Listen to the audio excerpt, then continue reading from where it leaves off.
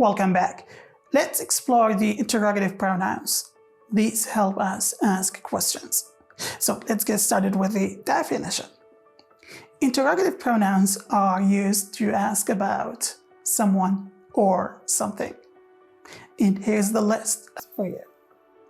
Who, whom, whose, what, and which. And here are some examples for you to make it simple. The first one, who is at the door? Whose bag is this? What do you want for lunch?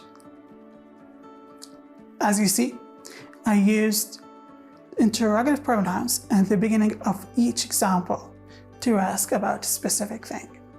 In the first one, I'm asking about someone. In the second example, I'm asking about, whose bag is that? In the third one, I'm asking about something, which is, I'm asking, for example, my brother or my daughter, what kind of lunch they like to eat. So, let me give you a quick tip to differentiate between who and whom. Use who as the subject and use whom as the object.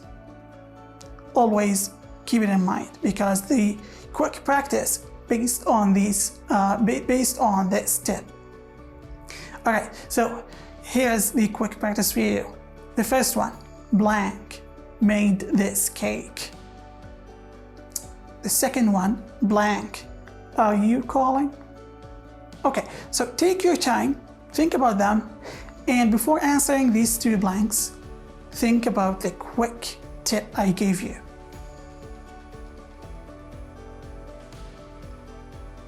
Alright, if you get them, that's totally perfect. Okay, so the first blank should be answered with who made this cake? And the second one, whom are you calling? In the first blank, we used who because we used it as the subject.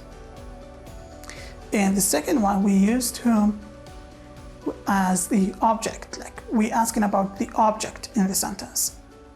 Alright, so in the next video, we're going to talk about the relative pronouns. Thank you for watching and see you soon.